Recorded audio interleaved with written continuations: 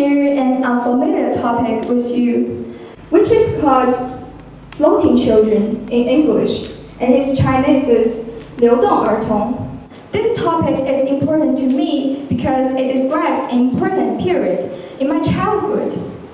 In the past, whenever I have spoken this topic to my friends, normally their first question is, are they the children who live with their grandparents in hometown and their parents work far away from them? Well, this is a definition of left behind children, but not of floating children. Therefore, I recognize the need to educate people about this important but unknown topic in society. So first, let's figure out the difference between left behind children and floating children. Left behind children are the kids who live separately from their parents because their parents work in other places in order to get higher salaries and to provide them with a better life. I was a left behind child before coming to Shenzhen. I lived in a small town of Nanking with my grandparents since I was 5 years old. My parents left me for 5 years until I was 10. So you may all understand the sadness of separating from the parents, right? Because of COVID, we have been at school for more than 2 months, and I saw not only girls but also boys who were crying because they missed their parents. So in these 5 years, I missed my parents a lot, and the floating children and the left behind children may have a similar feeling. Back then, I didn't understand why my parents left me behind, and I always thought it was because I was so bad, so they left me. But now, I understand why they make this difficult decision. They sacrificed to provide me with a better life. Thankfully, there are many organizations that help this type of children like me. In my primary school, one of the organizations helped us that they provided us with books and bags. And some other organizations may provide food, clothes, teachers, and other necessities. With the extra help that I needed, it helped me to reduce my feeling of helplessness. And when I record this experience now, I'm pretty glad that there were many kind and helpful people in the world who provided me with some happiness in my childhood. Floating children are the kids who are operated and move from city to city with their parents, and then they're forced to go back to their hometown because of many factors. When they go back to their hometown, they now become left behind children who sometimes have difficulty reintegrating into the hometown's environment. Well, many people here may think that in Shenzhen, a well-developed city may not have this type of children. And however, in every city, there is a group of kids that live in this situation and must face the uncertainty of their living situations. Well, I'm going to introduce a group of floating children in Shenzhen. They're located in a small town of Longgang district. And a large portion of the population here is composed of the adults with their children from other places.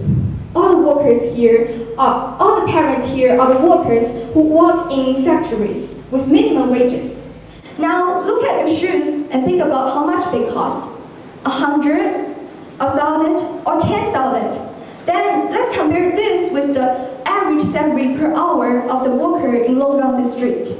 The average salary per hour of the Longgang district worker is about 25 RMB, and his yearly wage is about 8,000 RMB. I had a friend who once wore shoes that cost approximately 9,000 RMB. Then we can know that maybe 10,000 is nothing for us, but 10,000 is the living wage for the floating children and their parents in a year. Because of the low wages, the floating children may not go to the school. In other cases, they can go to the primary school in Shenzhen, but they can definitely not go to the middle school here. And all the floating children are in public school, no exception. But comparing to the public school in Futian or Nanshan, students cannot get the same opportunities in Longgang. With the inferior educational environment and also the parents' ignorance of education, the floating children must be sent back to their hometown to finish their 9-year compulsory education.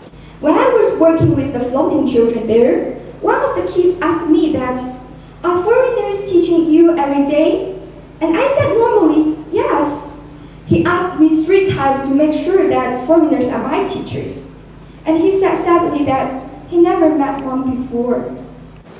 Before he asked me this question, I think it is pretty normal to have foreign teachers.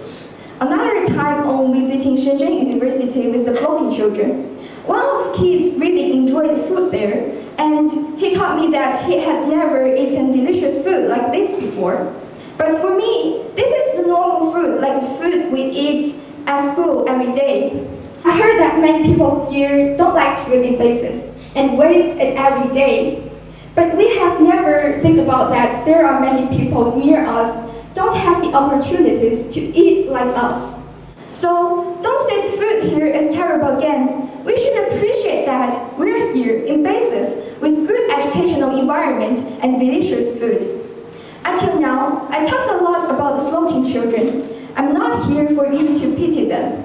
I'm here to shine a light to their plight. I do not expect that we can change their entire life, but if we can help one of them and help him to achieve his dream, then we're successful. Remember the boy who prized the food in Shenzhen University? He went back to his hometown last year, and his final words to me were that, "I'm really glad that I went to Shenzhen University. I'm going back to my hometown now, but I will work hard and get into this university." Well, I'm waiting for him to achieve his dream. Thank you.